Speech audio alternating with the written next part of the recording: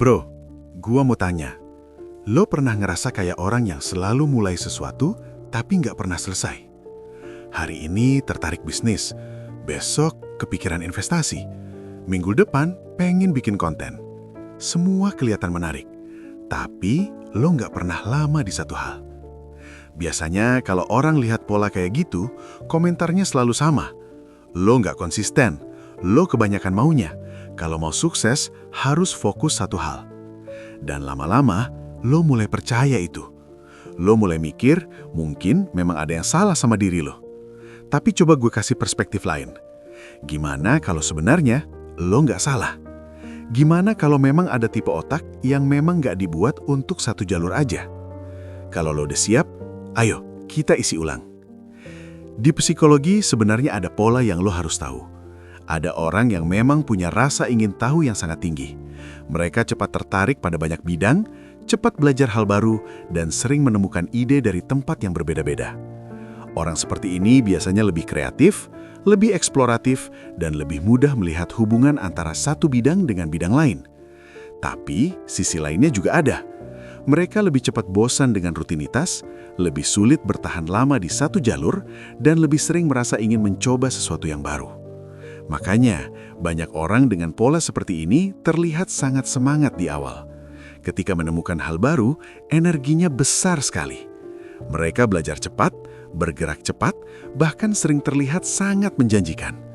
Tapi ketika semuanya mulai terasa biasa aja, tantangan yang nggak ada, mereka akan beralih ke hal lain. Bukan karena mereka tidak niat, tapi karena stimulasi mentalnya sudah tidak sama seperti di awal. Otak mereka selalu mencari level berikutnya. Masalahnya bro, pola kayak gini kalau masuk ke dunia investasi sering jadi bahaya. Bukan karena lo bodoh, bukan karena lo nggak niat, tapi karena dunia finansial nggak peduli lo orangnya penasaran atau nggak. Dunia kayak gini cuma peduli satu hal, sesuatu yang lo bangun harus sempat jadi mesin. Coba lihat ini bro, banyak orang mulai sesuatu dengan semangat besar. Mulai bisnis A, belajar cepat, kelihatannya bakal jadi, tapi belum sempat matang, sudah bosan. Lalu pindah ke ide baru, mulai lagi dari nol. Beberapa bulan kemudian, pindah lagi.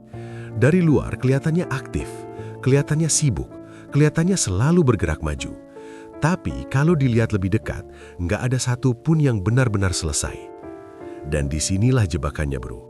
Orang dengan banyak minat sering merasa mereka sedang maju, padahal sebenarnya mereka hanya terus mengulang fase awal. Mulai, semangat, bosan, pindah. Mulai lagi, semangat lagi, lalu pindah lagi. Bertahun-tahun lewat, tapi tidak ada satupun mesin uang yang benar-benar sempat tumbuh besar. Lucunya bro, pola kayak gini justru dimiliki banyak orang yang sangat sukses. Mereka juga punya rasa ingin tahu yang besar. Mereka juga tertarik pada banyak bidang. Hidup mereka juga tidak selalu lurus di satu jalur. Contohnya Elon Musk. Dia tidak cuma fokus di satu industri. Dia masuk ke pembayaran digital lewat PayPal, lalu lompat ke mobil listrik lewat Tesla, masuk ke roket lewat SpaceX, bahkan sampai ke proyek otak dan teknologi lewat Neuralink. Atau Jeff Bezos, dia mulai dari toko buku online kecil yang akhirnya jadi Amazon. Tapi setelah itu, dia tidak berhenti di situ. Dia masuk ke cloud computing lewat AWS, membeli media seperti The Washington Post, bahkan membangun perusahaan roket bernama Blue Origin. Kalau dilihat dari luar, hidup mereka juga tidak linear. Banyak minat, banyak bidang, banyak eksperimen. Tapi ada satu perbedaan besar yang sering tidak orang sadari bro. Bedanya cuma satu hal, mereka tidak mengejar banyak uang dari banyak arah sekaligus. Mereka membangun satu mesin uang utama dulu, sesuatu yang benar-benar sempat tumbuh, kuat, dan menghasilkan. Setelah mesin itu jalan, barulah rasa ingin tahu mereka dipakai untuk memperbesar sistem itu, bukan untuk meninggalkannya. Jadi rasa penasaran mereka tidak hilang, minatnya tetap banyak, tapi arahnya tidak berantakan. Semua minat itu justru dipakai untuk memperkuat satu sistem yang sama. Di situ bedanya mulai kelihatan. Yang satu terus mulai dari nol, yang satu lagi membuat setiap minat baru menjadi pengungkit untuk sesuatu yang sudah berjalan. Tapi bro, kalau lo tipe kayak gini, justru bisa jadi ini keuntungan buat lo. Coba perhatikan ini bro. Di dunia nyata, pasar jarang membayar mahal untuk satu kemampuan yang biasa saja. Satu skill saja biasanya nilainya biasa. Banyak orang punya skill itu, jadi nilainya tidak terlalu langka. Tapi, ketika dua skill yang jarang digabung bertemu dalam satu orang, nilainya langsung naik.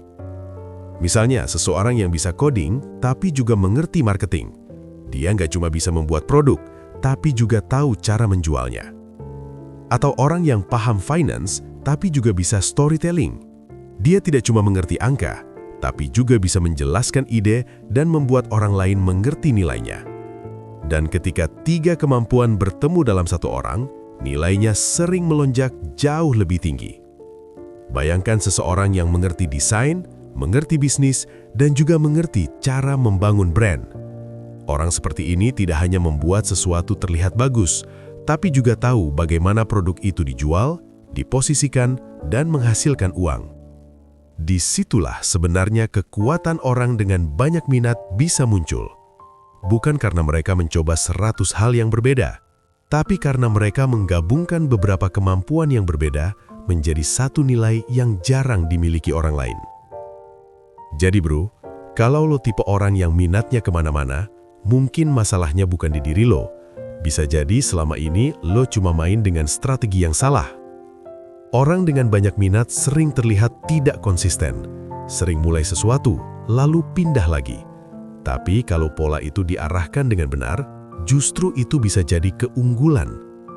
Karena ketika banyak minat bertemu dalam satu arah yang sama, nilainya bisa jauh lebih besar daripada satu kemampuan yang berdiri sendiri.